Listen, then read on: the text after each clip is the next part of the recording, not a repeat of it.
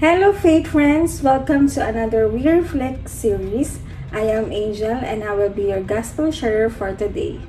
Our Gospel for today is according to Luke chapter 8 verses 4 to 15. Mga kaibigan, sa Ebanghelyo po natin ngayon, ipinapakita ni Jesus ang parable of the sower. Ang talinhagang ito ay parang salamin ng ating puso. Ang binhi ay ang salita ng Diyos. Ngunit depende sa lupa ng ating puso kung ito ba ay uusbong o mamumunga.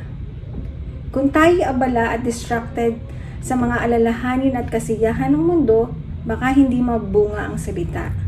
Ngunit kung handa ang puso natin na nakikinig, nagtitiwala at matiyaga, magbubunga ito ng pananampalataya, pag-ibig at mabubuting gawa.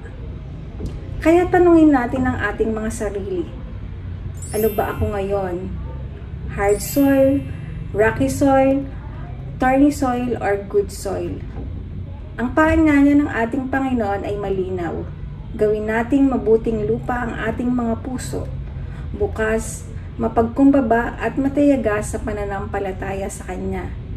Hindi agad ito dumarating ang bunga. Sabi nga ni Jesus, darating ito with patience.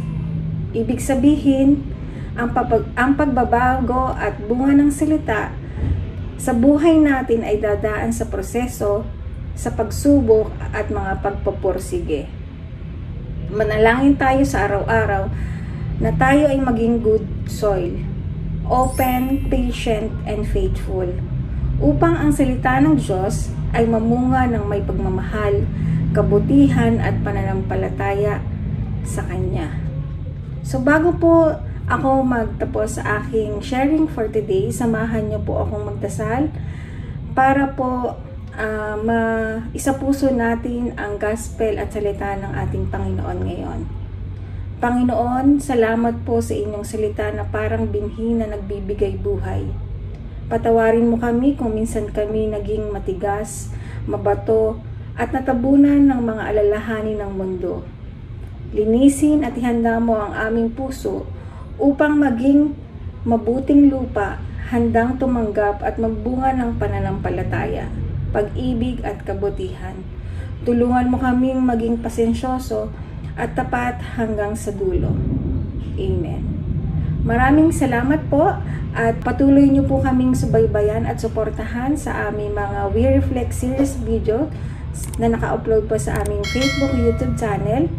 At marami din po kaming mensahe ng patungkol sa gospel sa araw-araw. Subaybayan niyo po kami sa aming social media account through our Facebook account, Facebook PH.